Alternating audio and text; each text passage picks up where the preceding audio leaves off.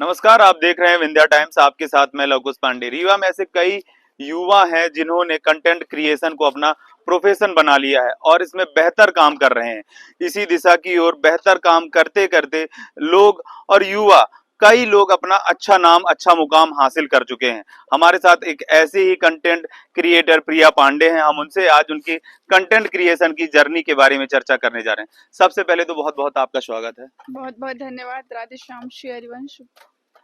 प्रिया जी, सबसे पहला सवाल तो यही होगा कि कब आपको ऐसा लगा कि मुझे भी अब कंटेंट क्रिएशन करना है और इसी को अपना प्रोफेशन बनाना है। साथ ही वो ऐसा मोमेंट जब आपको लगा कि नहीं, अब कैमरा उठाना है और अब कंटेंट क्रिएट करना है, कहाँ से प्रेरणा मिली? मुझे कभी नहीं लगा था कि मैं कंटेंट क्रिएटर बनूंगी। बस मुझे शौक शौक में मैंने एक दो वीडियो डाले और उसमें लोगों के रिस्पांस बहुत बेहतर मिले। तो फिर कंटिन्यू करती गई और फिर लोगों के रिस्पांस जैसे जैसे बेहतर मिलते गए वैसे वैसे फिर ऐसा लगा कि अब इसी फील्ड में काम करते हैं लग के, और इसी को अपना पैशन बना के काम करेंगे और बेहतर तरीके से काम करेंगे। ये तो बात हो गई कि अब लगा कि बनाना है, कंटेंट क्रिएट करना है। इसके बाद एक और सवाल होता है कि कई बार चैलेंजेस आते हैं। ये दुनिया देखने में बड़ी ग्लैमरस लगती है कि लोग देखिए कितना ज्यादा उन्होंने नाम बना लिया, कितनी अच्छी रीच हो रही है। आपको कैसे चैलेंजेस देखने को मिले इस जर्नी में? देखिए, सबसे महत्वपूर्ण बात, कोई भी कंटेंट क्रिएटर हो, अगर आप शुरू शुरू में इस लाइन पे जा रहे हैं तो आपको बहुत आलोचनाओं का सामना करना पड़ेगा। बहुत सारे लोग आपका बहुत हंसी मजाक उड़ाएंगे और आपको बस कंटिन्यू करना है चीज़ों को। अगर आप धीरे धीरे, हो सकता है शुरू में ना हो पर एक दिन आप बेहतर कर लेंगे। और धीरे धीरे धीरे करके जैसे आपको व्यूज आने लगते हैं, आपको मैसेज रिक्वेस्ट आने लगते हैं, बहुत लोग बहुत अच्छे अच्छे मैसेज करते हैं कि आप बहुत अच्छा। और जब सामने से व्यक्ति हमें या कोई लोग मैसेज करते हैं कि आप बहुत बेहतर कर रही हैं, आपकी वजह से हमने जिम जाना शुरू किया, आपकी वजह से हम ये करने लगे, ऐसा हो गया, तो फिर आपको लगता है कि शायद आप बेहतर कर रहे हैं और आप ऐसे ही आगे कर सकते हैं। ये तो आपने बिल्कुल सही बोला कि कुछ पॉजिटिव कमेंट्स आते होंगे, नेगेटिव कमेंट्स भी आते होंगे, कई बार आलोचनाओं का भी शिकार पड़ता होगा। तो उन आलोचनाओं को कैसे मैनेज कर दी, कैसे अपने आप को मोटिवेट रखती हैं कि नहीं, उनको नेगेटिव कमेंट को, नेगेटिविटी को दूर रखना है? मैनेज क्यों करना है? जी। चंदू चंडीगढ़ में रह के आपके बारे में क्या सोच रहा है, क्या फर्क पड़ता है? क्यों डील, हम लोग अक्सर पूछते हैं कि आप नेगेटिव कमेंट्स को क्यों डील कर, कैसे डील करती हैं, क्यों डील करना है? अगर जो हमारे लोग हैं वो हमारे साथ थे, ऐसे नकारात्मक लोगों के बारे में सोच के अपनी स्थिति को क्यों खराब करना? वो उनकी खुद की मनोदशा है, वो जो सोच रहे हैं, जो वो कहना चाहते हैं, उससे हमें कोई हानि लाभ नहीं है। जो हमारे साथ है वो हमारे इष्ट है, हमारे अपने जन है। अच्छा, इसको तो आप बाकायदा अपना इष्ट मान लेती हैं। लेकिन फिर अपने आप को पुश करना, अपनी सेल्फ, जब आपने देखा कि यार ये नेगेटिव कमेंट आया, अपनी सेल्फ मूवमेंट के बारे में अगर बताइए कि जैसे एक उस समय क्या थॉट प्रोसेस आता है आपका? आपको पता है, आपने देखा होगा, जो लोग घर पे रहते हैं हम्म। उनको कभी किसी भी जगह, मतलब मैं किसी की आलोचना नहीं कर रही हूँ, जो लोग घर पे रहते हैं वो कभी ना उनकी आलोचना ना होती, ना उनके बारे में अच्छी बातें की जाती। तो जो कुछ कर रहा है उसी को आलोचना भी मिलेगी, उसी को शाबाशी भी मिलेगी। तो अगर आप किसी क्षेत्र में काम कर रहे हैं तो आपको इस ये माइंडसेट लेके चलना होगा कि आने वाले समय में जैसे जैसे हम आगे, अभी तो हम बहुत छोटे क्रिएटर हैं, जैसे जैसे आगे बढ़ेंगे और बहुत सारी चीजें, और ऐसी रातों रात अच्छे भी हो सकता है, रातों रात चीजें खराब भी हो जाएगी। उस टाइम पे हमें ये सोचना है कि हमने शुरू क्यों किया था। वो 10,000 लोग हमारे साथ जो हैं, जो हमें डेली बहुत अच्छा मोटिवेट करते हैं, डेली हमारी वजह से बहुत अच्छा कर रहे हैं, हमें फिर उनके लिए काम करना होता है।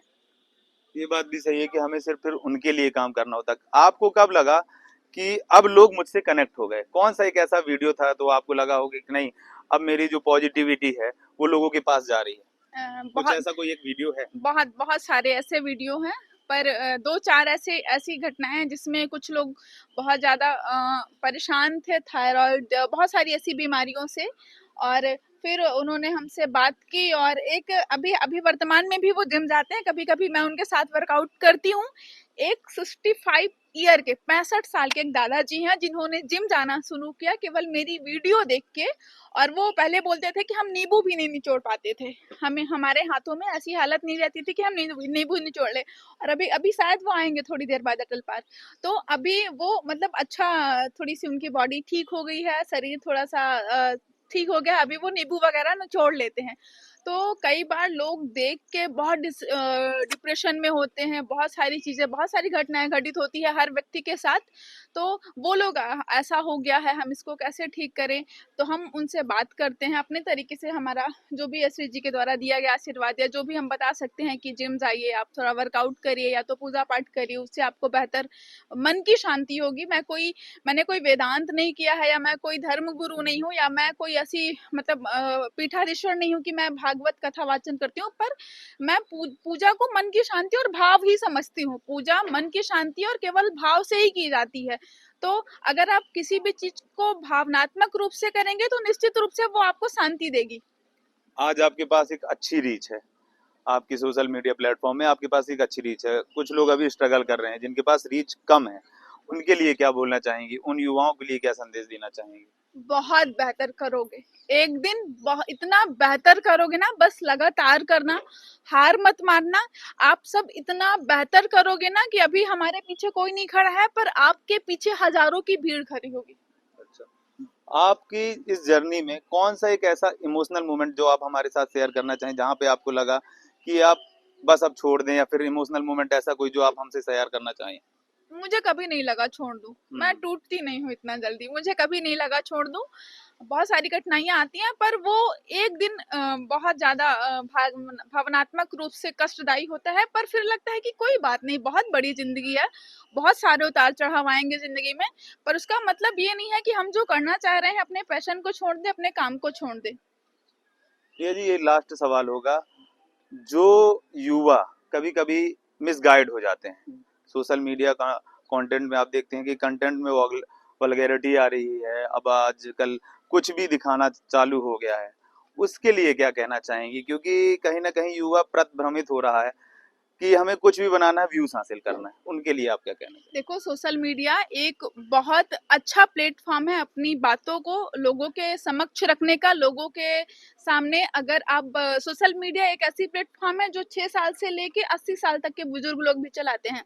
तो आपके ऊपर एक जिम्मेदारी है कि हम सोशल मीडिया में जो भी चीजें परोसें, जो भी चीजें रखें, तो वो जो भी बच्चे देख रहे हैं, जो भी बुजुर्ग देख रहे हैं, उनसे उनके मनोदशा को कोई प्रभावित ना कर सके। उसे, अगर आप सोशल मीडिया पे गलत चीजें प्रभावित करेंगे और गलती से अगर गलत चीज आपने डाल दी, उसमें व्यूज आ गया, तो जो छोटे लोग हैं, जो छोटे क्रिएटर हैं, फिर वो भी वही बनाना शुरू कर देते हैं एक व्यक्ति का देख के। तो आप सबसे निवेदन भी है कि सोशल मीडिया एक बहुत अच्छा प्लेटफॉर्म है सकारात्मक चीजें दिखाने का, अच्छी चीजें दिखाने का। खूब मेहनत करिए, बहुत अच्छे से काम करिए, और आप ऐसी जिम्मेदारी समझिए कि समाज ने आपको एक जिम्मेदारी दी है आपको आगे बढ़ने के लिए। और आपके साथ साथ जो लोग हैं, आज के ज़माने में social media, Facebook, Instagram, YouTube ऐसी चीज़ें हैं कि एक गवर्नमेंट सर्वेंट से ज़्यादा लोग इनकम कर रहे हैं सोशल मीडिया पे, फेसबुक, इंस्टाग्राम में बहुत अच्छी अर्निंग हो रही है। तो आप सब मेहनत करिए, अच्छे अच्छे वीडियो बनाइए, अच्छी अच्छी चीज़ें दिखाइए लोगों को, और खूब पैसे कमाइए।